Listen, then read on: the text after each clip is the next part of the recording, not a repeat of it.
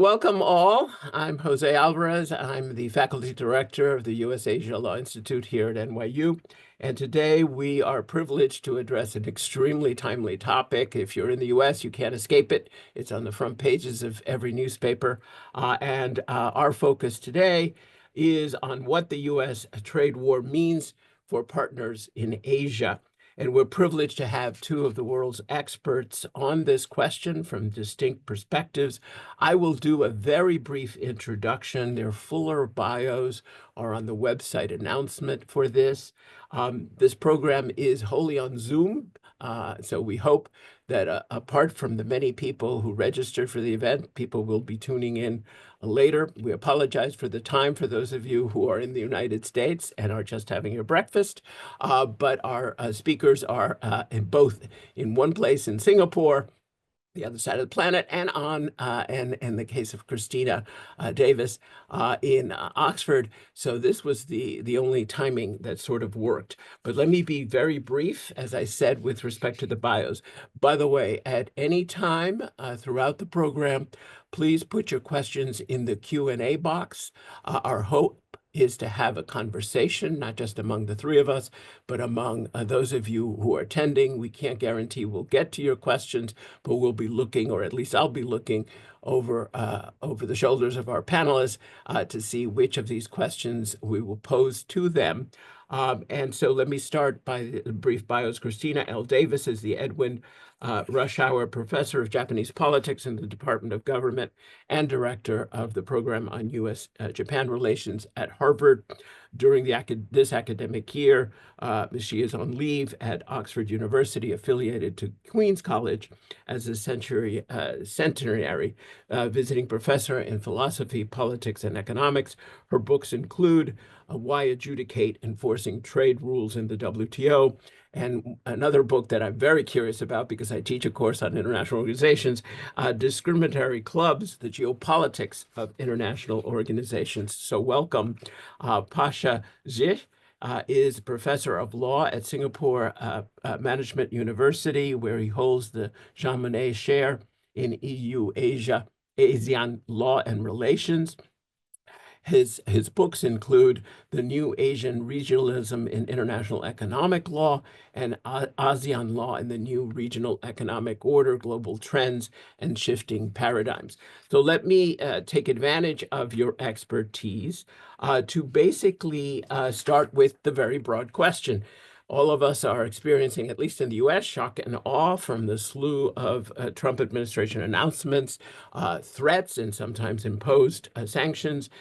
This includes through executive action, principally immediate 10% tariffs on Chinese products into the U.S., threats of at least some 30 days from now, even higher tariffs on products from Mexico and Canada. And just yesterday, President Trump said he would impose 25% tariffs on all imported steel and aluminum imports into the U.S. from whatever country, which would include large suppliers of steel like South Korea and Vietnam.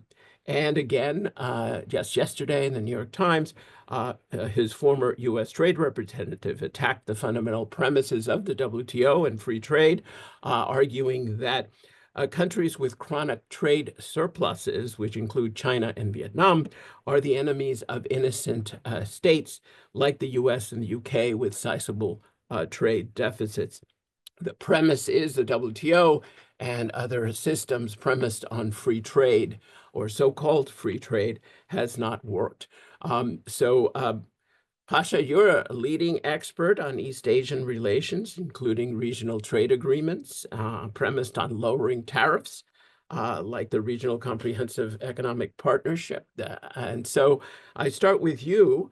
How do you see the countries that you focus on responding to Trump's 2.0 trade policies and the strong potential of a U.S. trade war, both inside and outside the WTO and inside the regional organizations? And I'll pose the same question once you're done to Christina Davis. Sure. Thank you, Jose, for the question. So traditionally, Asian countries' priority has been to join trade deals led by the United States. So that's why Asian countries joined the TPP in the Obama administration and the IPEF in the Biden administration. Well, but these strategies don't work now. So Asian countries have adopted very diverse strategies. While some leaders attempt to build personal relationship with Trump, Japan is probably the most skillful in this regard. I think Christina will probably address that. Well, India also adopts a more conciliatory approach. Um, Before Prime Minister Modi's visit to Trump this week, the Indian government is planning tariff cuts in at least dozen sectors in order to boost U.S. Exports.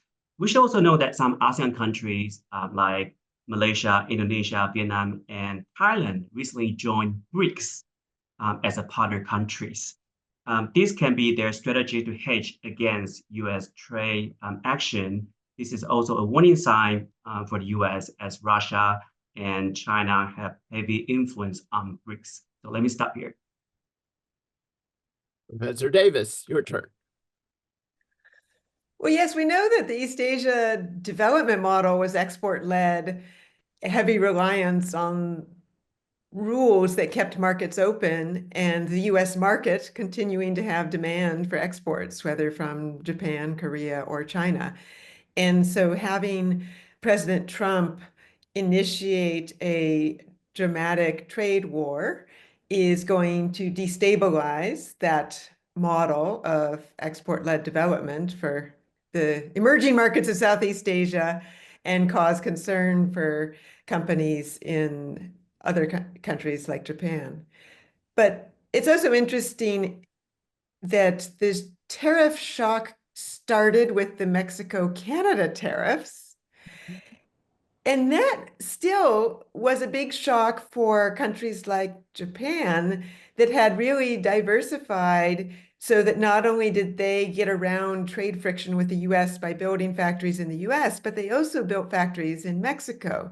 So since Japan concluded a free trade agreement with Mexico in 2005, many of its auto companies and electronics companies built factories in Mexico, so they would be hurt by those tariffs. And so I think that that was a real shock. And there's, different exposure. Nissan is heavily invested in Mexico, so its stocks had a 10% fall.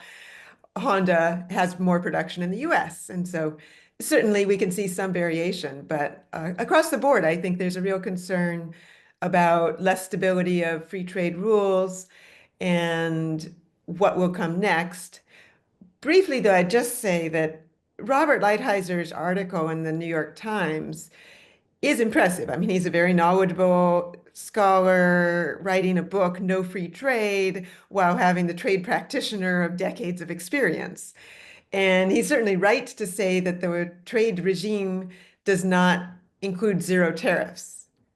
But it never was about zero tariffs, which is why the United States can have a 25% tariff on trucks, just like Japan can have high tariffs on rice. The trade regime was always about gradually moving tariffs down through negotiations with an uneven pace depending on political sustainability and reciprocity. The regime was based on the idea of reciprocity, and the US moved forward with faster liberalization than some other countries and now is trying to take back. Well, I can't resist asking you a follow-up, Professor Davis, on this question of the rather coherent approach that Reichstauer suggests, or Reichstauer says in his op-ed.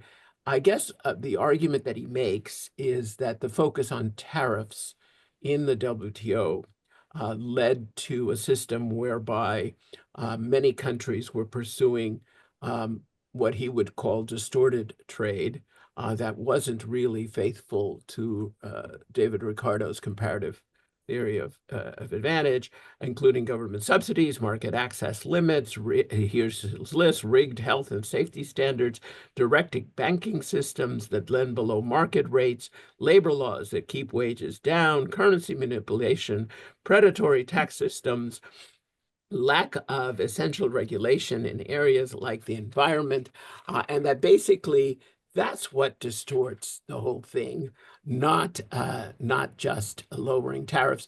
Do you have any quick response to that? That is, the WTO really didn't pay attention to the things that mattered. There certainly is truth that there has not been sufficient progress on new economy issues like digital trade or how to handle carbon adjustment border mechanism and a true trade environment, sustainable development negotiation. And there's also truth that China's use of state capitalism has allowed it to subsidize broadly through provision of land, electricity, low-cost loans, etc. That said, those are issues that should have been negotiated as a multilateral coalition trying to find areas of compromise and continue that progress where the US would lead in showing where China is violating rules. Instead, the US has turned to unilateral measures that are violating the rules, allowing China to appear as the defender of free trade. And Lighthizer op-ed suggests that the US can lead an alternative forum with like-minded countries, which interestingly he says shall be democracies as well as those with low tariffs and no trade deficit with the US. But how will he get that coalition together? International organizations often are formed around a like-minded group, but it will limit the number of trading partners if you favor only that small group that are truly like-minded. And it is always this trade-off of the gains from wider participation. Our companies want to sell to more markets. And so I think that's the challenge. Do you want to react to any that was just said, Pasha? That is, do you think that the regional agreements in Asia that you're such an expert on, is it fair to say that they ignored a lot of these other non-tariff issues, like he says? Well, yes, certainly, WTO is not perfect, right? So I certainly agree that WTO is unable to address those urgent issues such as digital trade and green economy issues. So we do have some regional agreements. We're not talking about FTA. I'm talking about sector agreements that address those important issues. Well, first of all, I don't think Asian government have time to consider his idea. So his basic assumption is that free trade is not really free. So it's distorted by protectionist policies such as subsidies and market access restrictions. So the United States should really create a new trade regime, as Christina said, with democratic countries and free economy. So it sounds sensible on the surface, but let me focus on more pragmatic question. First, what is the new trade regime? Is it something like a mini WTO or trade agreement? As you say, the US is definitely not interested in free trade agreement anymore. Second, how do you pick your partner for the trade regime? So they need to be first democratic, second free economy, and probably more importantly, they cannot take advantage of the United States. So you need to exclude those countries having large trade deficits with the United States. So today I just look at the US government statistics. So which countries will end up with? The Netherlands, Australia, the UK, Brazil, and probably Singapore and Uruguay. That's it. So it will be very difficult to form a meaningful forum with these countries. So I agree with Christina that a more reasonable approach is to play a leadership role in reforming WTO and existing trade agreements to increase US normative power. This is probably the most efficient way to increase US influence and probably make America great again. So let me ask you then a follow-up to that. How do you see the reaction in the countries that you follow to this approach, whether you call it a transactional approach or a turn to bilateralism or a turn to a very peculiar kind of regional agreement among like-minded states? It is a different approach, right? And the question is, how is that received in the countries that you follow? Does it, for example, is the reaction in a place like ASEAN to actually make them more likely to harmonize their policies in response, or is the reaction to cast some doubt on what they've been doing? I'm just curious, what's the reception in the places and governments that you follow? Yeah, certainly. I think a challenge for ASEAN is ASEAN centrality. So this is a concept that ASEAN tried to promote to put ASEAN in a regional architecture. This is actually recognized by Indo-Pacific strategies of Trump's first term and Biden, as well as the EU. But now the new Trump policy poses challenge to ASEAN centrality. So the ASEAN, on the one hand, is trying to enhance its internal integration. And externally, ASEAN also try to increase more agreements. So two examples, ASEAN-Canada FTA will be concluded this year, quite soon. And ASEAN is also negotiating FTA upgrade with China. This will also be done this year. So these two agreements will be new ASEAN Plus agreements, which will be quite important to the bloc, and it's increasing its power in the region. And so over to you, Christina. Can I ask you how you think the Japanese government is actually seeing this? We saw the recent meetings at the very highest level between the Prime Minister of Japan and President Trump. Like many people, he comes out fawning at the result of those meetings, saying how impressed he was by Trump.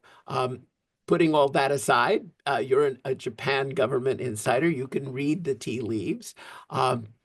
What's the response inside Japan? And can you say something about whether these issues are being followed by the Japanese public? Thank you. Yes, I think there was relief that the summit meeting on Friday between President Trump and Prime Minister Ishiba was well received on both sides. It appeared pleasant. It reached a announcement that there would be progress. Japan's promises to buy more natural gas from the United States to lower its trade deficit, work with technology for joint venture developing pipelines. That was a classic good move to help address some of Trump's concerns. There was also some step towards compromise on a very controversial merger acquisition on the steel industry. We know steel has been a big part of all these trade wars, but it's also a big part of the investment issue, where Japan is the largest source of investment into the United States. And one concern was the Biden administration and Trump administration have expressed opposition to a particular deal where Nippon Steel, for $14 billion, wanted to purchase U.S. steel. And the veto of that purchase as a national security threat was a broader worry that how could your ally, Japan, be portrayed as a threat? In the same way that all of Trump's first administration tariffs on steel under a national security justification were seen as a problem when they were raising tariffs against allies like Japan or Canada. So I think the CFIUS review of screening investment or the steel tariff against national security were all concerning. But in this recent summit, Trump said that they would welcome Japanese investment as long as it was not an ownership. And so I think they're working on how to have significant investment by Japan that would allow positive selling of this struggling issue. So I think Japan is happy. Yeah, can you tell me what exactly that might mean? That is, if Trump is saying we will continue to block Japanese acquisitions and mergers through the CFIUS, but we will encourage Japan to continue to be the leading foreign investor. I don't see how that works. That is, isn't foreign direct investment defined by mergers and acquisitions, including as well as greenfield investments? Yes, I think that the statements were not part of the written document, and there is uncertainty about whether this means an equity purchase short of majority ownership, and that would allow this compromise. But we don't know that that'll come out in the details. But the broader issue of concern is politicization of investment and trade, because what is a threat? Anything could be on the table. We've seen TikTok is a threat. Who is a threat? Here we're seeing Japan could be a threat. And that bigger issue about will all of the economy be subject to an arbitrary intervention? And you and I are interested in the exact solution about, okay, how do you write a contract for this compromise? But it's really about the politics, which is why the nuance of how do you frame this? Investment is seen as good, trade deficits are seen as bad. Truthfully, it should be about an economic bottom line, but I think that much of this comes down to trying to portray a political win. Right. And so I guess to both of you, I think Christina's answer is about the new definition of economic sovereignty, what a national emergency is. Now we're being told, at least by the Trump administration, that part of trade policy has to consider itself with the entrance of immigrants and how well you're controlling your borders, also how well you're controlling the entrance of fentanyl into the United States, issues that had previously not been the focus of tariffs. And that gets into what the definition of your national security is, which is a WTO classic issue, but is also, as I understand it, Pasha, an issue in regional agreements. Do you see a change in any way among ASEAN countries of what they consider to be their either sovereign issues or national security issues when it comes to trade? Is there a ripple effect when one country says it's drugs, it's immigrants? Will other countries in Asia start taking the same position? Well, I think contrary to the U.S. position, I think most ASEAN government, just like most Asian countries, are but very pragmatic. We seem to see trade and national security as two different matters, Mhm. right? So this is also a traditional position of ASEAN.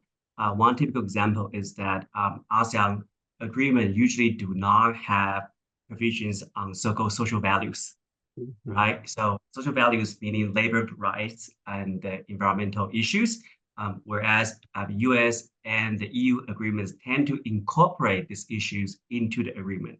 So the Asian countries usually try not to do that. So you don't see an impact on that side on that. Mhm.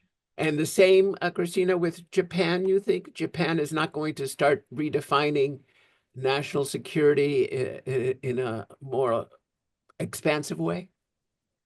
Well, in some ways, where I would differ from Pasha is in the scope of industrial policy. You could say the US is imitating East Asia, that the governments of Japan, Korea, China have long had a tradition of choosing to have more government intervention in an industry that is seen as strategic, both for value-added high technology, but in some cases, at different periods of time, as valuable for national security. And so it is interesting to see the US mobilize industrial policy for semiconductors. And Japan has quite ably been also trying to mobilize industrial policy to rebuild its semiconductor industry. So that redefinition of, national security as the justification for government intervention to support a strategic industry I see going forward. And if anything, because the US is piling on, other countries will have to match it with subsidies. The question of economic security is very important. Japan in 2022 rolled out a new Economic Security Promotion Act. They are definitely taking a more careful look at everything from export controls, where they have cooperated with the US to limit semiconductor advanced instruments being sent to China or other countries where there's fear it could slip into dual use application for military. And so we're seeing new approaches to both the promotion of industry and the restriction of dual use technologies. And I think that'll expand. More countries also are justifying their protection in the name of national security, which may or may not be that it's worries about a drone technology becoming a weapon. It may also be that national security has become another form of excuse for protection that is legitimated by the US actively using national security for protection. So I think Christina's reminded us that the whole U.S. China relationship is not just about tariffs, but about restrictions on, say, sensitive Chinese products, including chips being used for AI purposes. And I guess I want to raise with Pasha the question of, has the U.S. gotten the cooperation of Asian governments on those issues? Some say that, for example, chip smuggling schemes are going on throughout Southeast Asia, and that basically the U.S. efforts to restrict that kind of technology is really impossible to actually enforce. How do you see that from the perspective of Asia? Well, first on the surface, of course, Asian countries are trying to cooperate with U.S. Export control, although they are very extensive. Well, for countries and enterprises, the problem is never only tariff, right? The key issue is really unpredictability, which would substantially increase compliance cost. Last year, TSMC, Taiwan Semiconductor Manufacturing Company, actually notified the Commerce Department that their chip were found in a Huawei AI processor. So Huawei, as you know, is on a restricted trade list. So you actually need a license to ship technology to the company. So TSMC suspended AI, the semiconductor cell for AI to China. And this year, we also got something quite interesting here in Singapore. Well, first of all, Singapore is unlikely to be a target for U.S. tariff for a very simple reason, because Singapore runs a $40 billion trade deficit with the United States. But there is speculation that you probably know DeepSeek, the Chinese version of ChatGPT, acquired advanced NVIDIA semiconductors through third parties here in Singapore. So it's becoming quite challenging for Asian countries like Singapore or Taiwan, and they are definitely expected to avoid this type of circumvention of U.S. export control. And not just chip, now more and more Chinese companies move to Southeast Asia and other countries. So the challenge for the U.S. and these countries is to identify products not just made in China, but those made by China. So the time and cost for compliance will certainly hinder the global supply chain. So, Pasha, you did raise an interesting question that raises a larger one, which is winners and losers of this. So, can you say a bit more about who are the likely winners among the Asian countries versus the losers, and what sectors might that involve? I take it Singapore is probably sitting pretty because it's one of the trade deficit countries. But can you say a bit more about winners and losers? And I'll also follow up with Christina on that.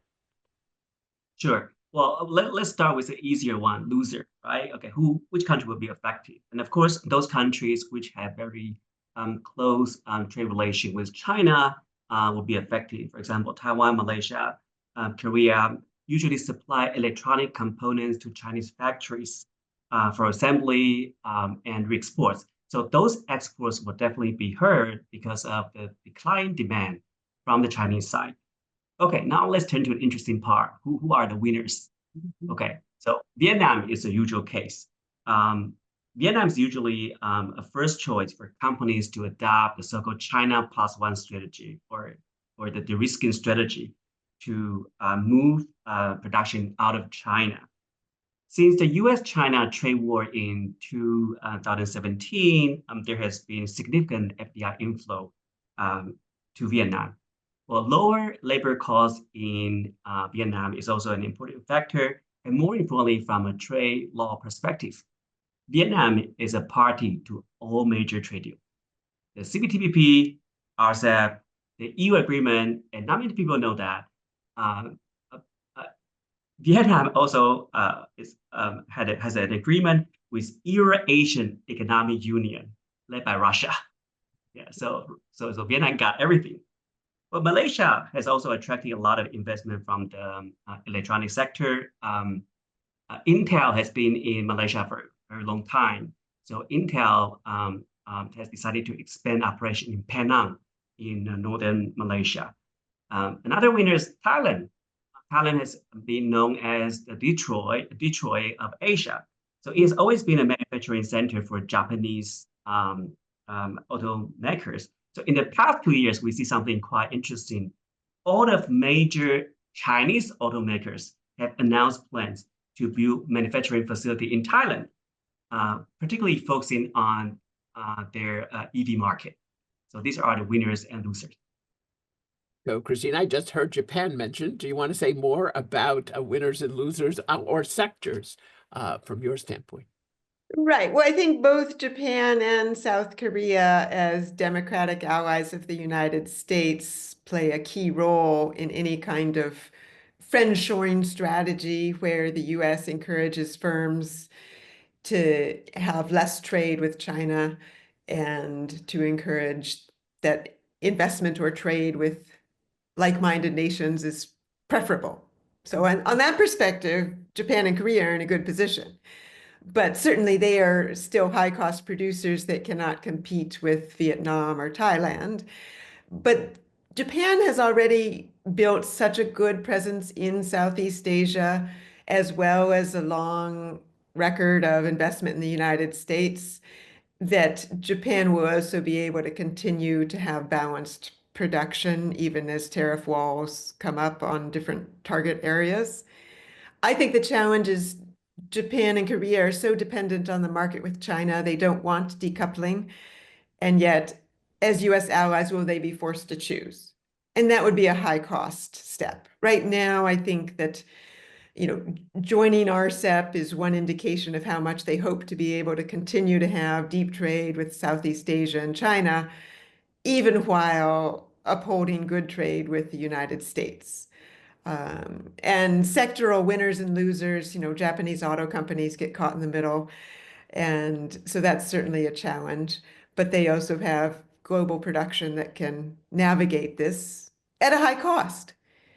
And we'll see whether there will be, Japan's yen being undervalued allows them to have some advantages that could help soften the trade costs, but that is also a question mark going forward. So we're about the halfway mark, and I just want to remind those folks who are attending to put in your Q&A in the question box, and I'm starting to look at them. And now that Christina raised South Korea, one of the questions is precisely about a follow-up on that. So there's a question about what is the posture for South Korea? That is, it sits nervously between the US and China, and it has competitive manufacturing industries, but according to the questioner, is stuck in an internal political vacuum, external uncertainty, and the Korean public realizes that investment incentives provided by the Biden administration only serve to take out cutting-edge technology and manufacturing bases from Korea. And so what kind of role should Korea play in the middle between the US and China? And I think I'll ask either one of you who wants to address this as a follow-up to what Christina has said about South Korea. Well, I hope to see Korea, Japan, Canada join together in leading a WTO reform movement, because these small countries that want to both trade with China and the United States are going to struggle if it's a constant bilateral transactional negotiation. And so that would be one direction. I think that Korea has a large number of preferential trade agreements that have allowed them to have market access, but the important role of Samsung and within Samsung's industrial profile, semiconductor chips, makes it more vulnerable to the increasing cost of export control. And, they could benefit to the extent that China is being cut out of that production, but they also are at risk because so many of their products are also sold to China.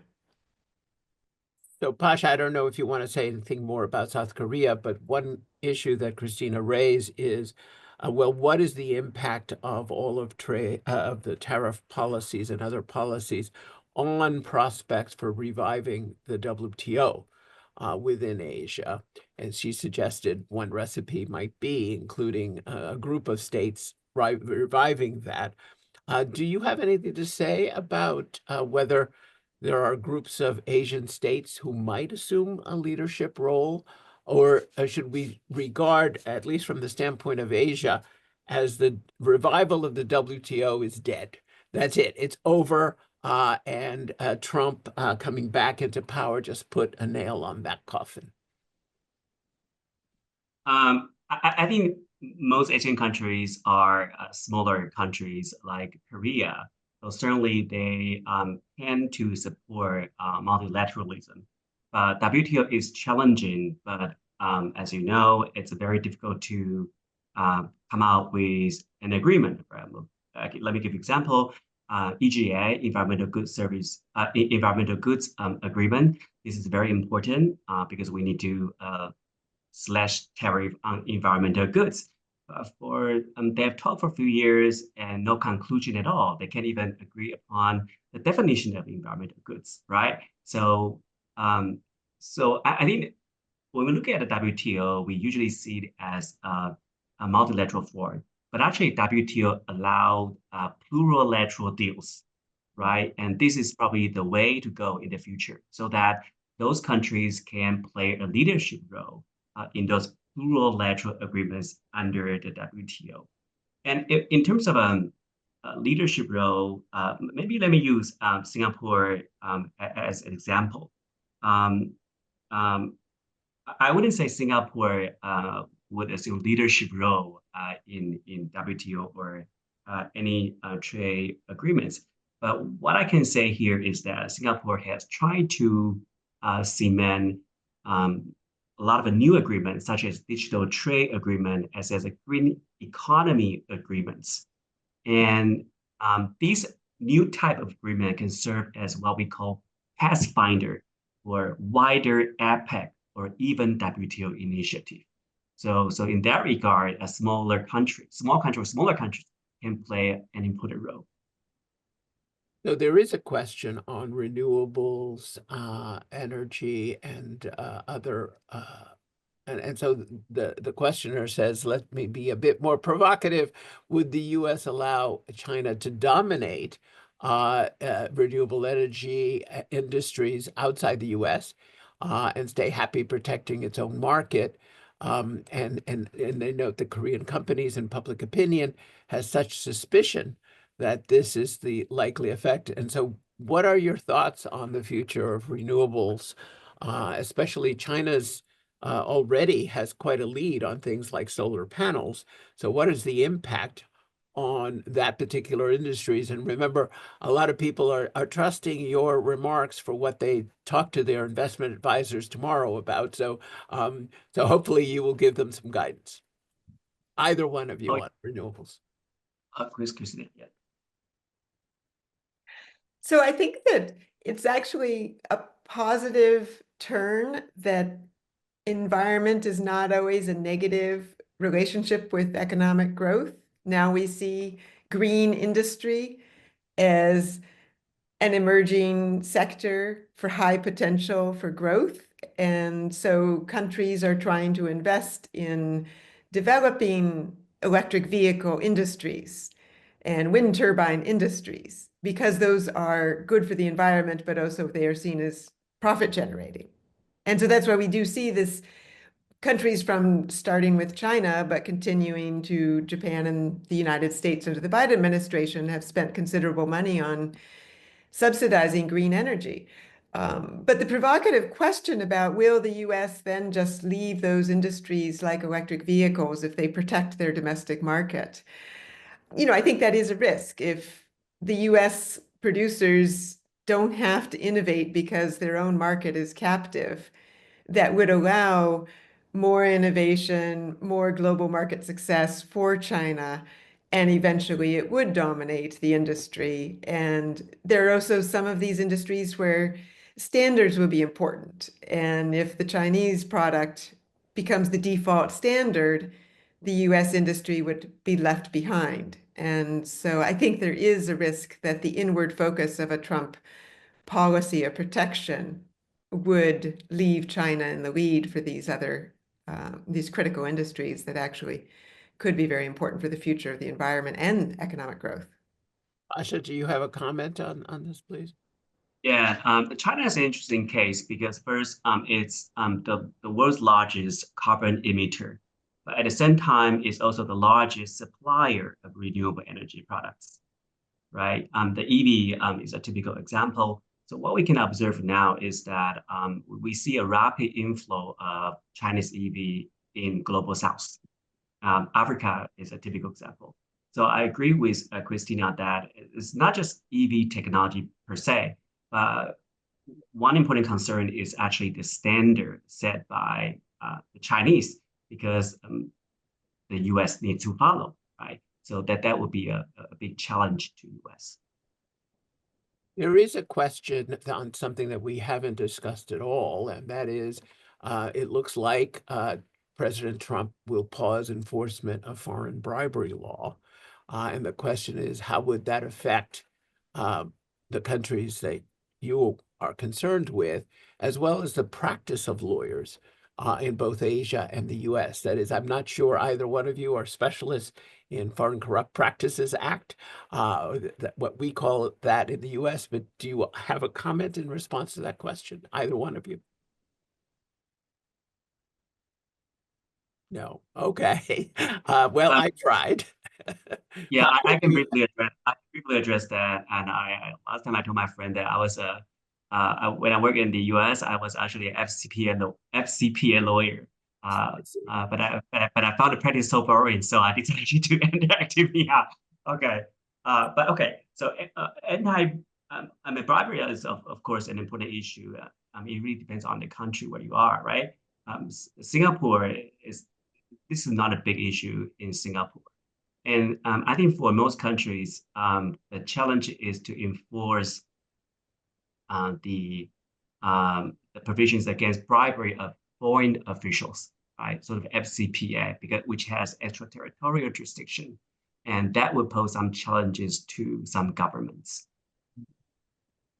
So I guess the other issue is one of stability that is at the heart of that question. For example, it is a little unpredictable what some of the Trump administration's actions will actually be on things like corruption or on renewables. We shouldn't forget that Elon Musk seems to be the vice president de facto, and he has a certain interest on given his own cars. So the question that I guess this raises is especially for lawyers and those lawyers who have to counsel clients in Asia, how would you deal with an administration where you have to read the tea leaves and that could be changing on a very transactional basis? That is, there is a certain sense here that what makes this unpredictable is that it's whatever benefits the US in the particular short-term transaction.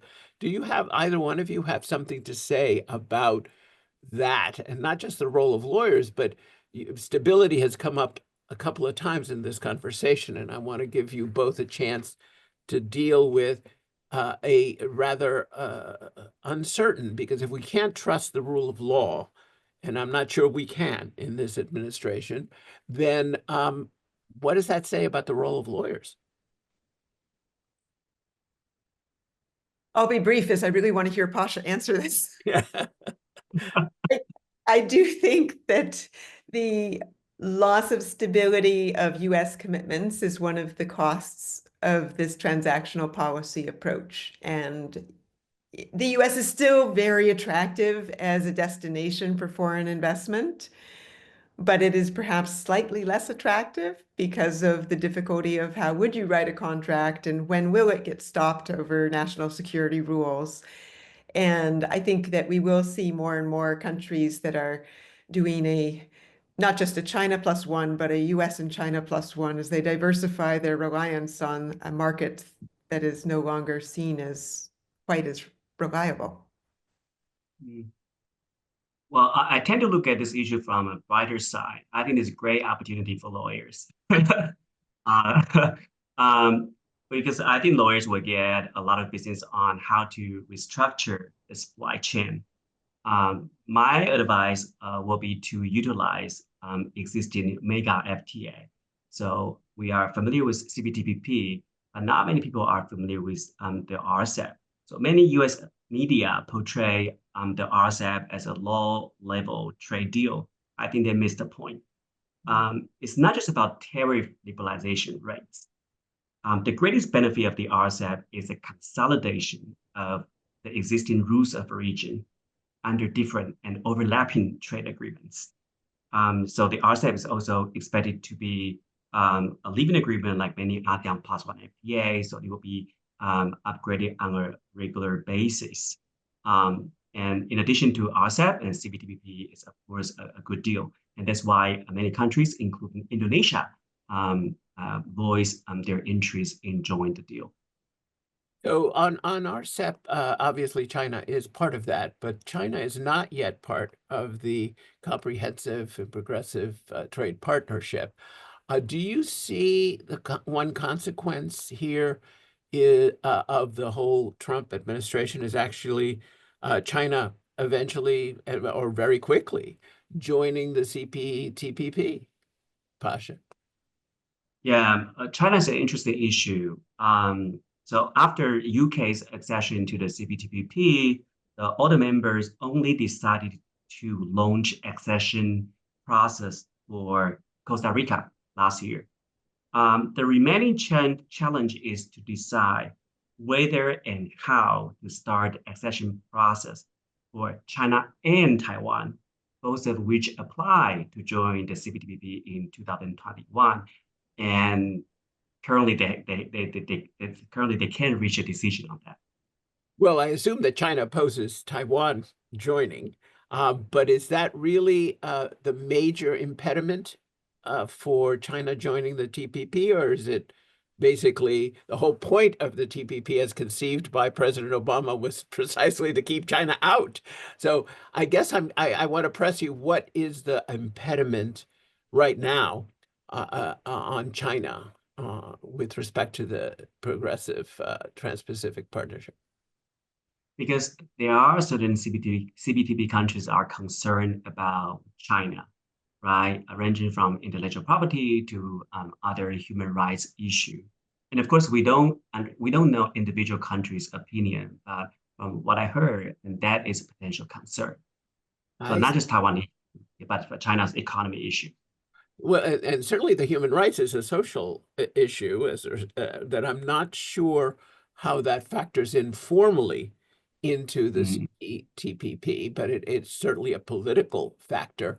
But that does raise one question in the question period. I think it's a question of Chinese reactions to all of this.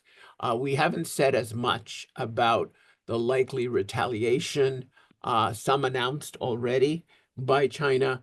So I want to put that on the table from both of your perspectives. What is the likely retaliation or other responses from China, and how that will affect the countries you follow? Christina, do you want to start with that? Yes. Well, first, just following up on the CPTPP China-Taiwan entry, that was very much a reaction where there was a possibility Taiwan might be trying to join. So China jumped first to say, oh, we would like to try. And so that is a dual track that they either both would go in or they both would go out, because politically only one entry would be problematic for the other. The bigger China reaction to the trade war, of course, is a dual concern about the impact on the Chinese economy and the need to stand firm. China may not be a democracy, but it has a nationalist public, and looking weak in the face of US threats is not popular.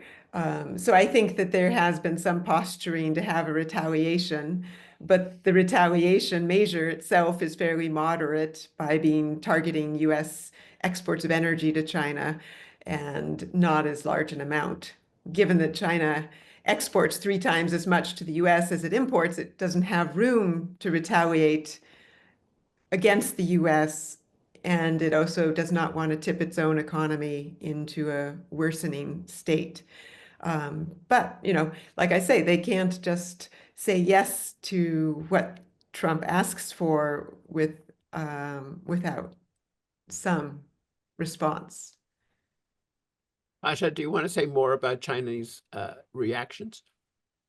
Sure, and I agree with Christina that China's response has been, or retaliation has been quite moderate. So it only imposes approximately 10 to 15% on selected sectors. Okay, so another way China may want to do is to really fulfill the phase 1 trade deal by buying more American products. I think China is aware that the United States does need China in other arenas and for other issues such as North Korea and Ukraine. So it's not just a pure trade issue. Any other comments on that question of Chinese retaliation now that you've thought about it a bit more? I just was going to mention the farmers always play a role in trade politics. And in the round 1, Pasha is right that the Chinese solution was to promise to buy US goods. And that's because when China retaliated, they were hurting US farm exports to China. And so backing down from that trade war involved promising to buy some more US agriculture. We also know when the US agriculture was substantially hurt in the trade war, the first Trump administration gave substantial subsidies to farmers, using over 90% of the tariff revenue to compensate that group of economic losers from the trade war. And so I do think that all of the countries that are trying to retaliate against the US tariffs are going to be targeting US products, such as wheat, corn, soy, and of course, high value items like whiskey in strategic districts. And so that will be the political strategy. Right, and of course, one of the first instincts of Canada was to go after whiskey, as you mentioned. And my among my list of questions was precisely agriculture, because I know, Christina, that's one of your specialty areas. And I guess, are you predicting then that it's highly unlikely that the Trump administration will impose tariffs on Chinese agricultural products, which are so vital as inputs, as I understand it, into areas of the country in the US that are very MAGA and might feel quite the economic impact of that. Do you want to say anything more about the likelihood of Trump's actions in the agricultural sector? I think the real concern is about US agricultural exports. Mm-hmm. So the US exports substantial products to China, and those are targets of retaliation. And so I think that's where there's a concern. And I think that will be a restraint in the trade war, for sure. And also, I know that countries like New Zealand, whose economies are totally dependent on butter, for instance, are very much keen observers of all of this. But are there other countries, Pasha, whose economies are so focused on agriculture that this issue looms large? Well, I mean, certainly, agriculture is an important sector. Many Asian countries are also quite vulnerable in terms of the agriculture sector. But I haven't come across a lot of discussions on this issue in this region with respect to the specific sector. Okay, there are a couple of questions left on the Q&A that go back to Vietnam. One is, given the talk by some in the Trump administration of, or at least a former trade representative, of common action among democracies, the non-market status of Vietnam, at least from the U.S. perspective, a communist country, does that have any implications? You've otherwise said, Pasha, I think, that Vietnam has a direct interest here, but how does its portrayal as a communist country play into that? There is also a related question from the same questioner about the trade deficit with the U.S. And whether or not Vietnam could ever become actually the target. Do you have anything to say with respect to, I think you can see both of those questions on that. So this is just a welcome to address Vietnam a bit more. Well, Vietnam is certainly an interesting case, right? We know it's technically not a democratic country, and technically a communist country, but he has been a good partner for the U.S. and for the EU, right? So we have to say Vietnam has a strategic location, and the Vietnamese negotiators or government officials must be very skillful in that regard. But of course, because Vietnam currently runs on trade surplus with the United States, and it's certainly possible that Vietnam will be subject to additional tariff. But of course, it's unpredictable. There is another question here on the agreements, sectoral and otherwise, signed during the Biden administration, the IPEF, the Japan-U.S. Critical Minerals Agreement, the U.S. Taiwan Century Trade Initiative.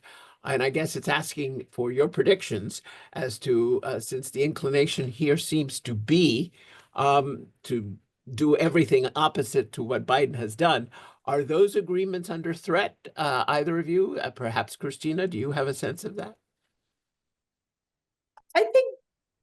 I think we will see that the IPEF as a formal U.S. agreement would not be continued. The Trump administration has spoken against that. Whether some components of it would, under a different name or different form, continue is quite possible. And indeed, the recent summit between Prime Minister Ishiba and President Trump included a commitment to continue aligning policies to protect critical sensitive technologies and enhance supply chain resilience. And so that part of the U.S.-Japan cooperation in IPEF and the Critical Minerals Agreement has just recently been endorsed. So I think that those areas of cooperation will continue. Well, we have the last 2 minutes, and our executive director, Catherine Wilhelm, suggests that I ask you the final question. So pretend this is the final Jeopardy round, so you only have a minute each, and whether or not you view the argument, again, by the former trade representative of the Trump administration, that the U.S. has been victimized by other countries taking advantage of trade rules, and that this current trade war is just about restoring balance, as he puts it, in trade. And I think you've both sort of addressed that, but this is your last chance to take aim at it or agree with it. Where I think he's right is that taking away the status quo will prompt China, hopefully, to revisit some of its policies that are not complying with the trade rules, that at some point state capitalism and extensive subsidies have to stop and become more transparent. On the other hand, the U.S. loses all of its soft power because of it acting unilaterally and aggressively and unpredictably. That'll make it very difficult to persuade others to join some new agreement with the United States. So I'm not optimistic that the current pathway leads to a crowd of followers. And lastly, the US economy is actually doing well enough that's the envy of many others. I think the real rebalancing is domestic politics in the United States to rebalance and make sure that our inequality is addressed so that the cost of trade is not unfairly borne by one sector of people and we have more sharing across communities. Pasha, you get the last word. Sure, and I agree that the argument may make sense, but the policy can be quite negative. One downside is that the United States essentially pushing allies to the Chinese sides. Let me get back to the IPEF issue. So a lot of Asian countries spend tremendous time negotiating the IPEF, and they were very concerned that Trump would just discard the IPEF as he did to the TPP in 2011. So a more sensible approach is to seize this opportunity and make IPEF an even better deal for the U.S. Well, thank you both on behalf of everybody who's been listening and those who will listen to the recording. I suspect we will continue this conversation as more executive orders come down the pike, but thank you both for this. Thank you. Take care.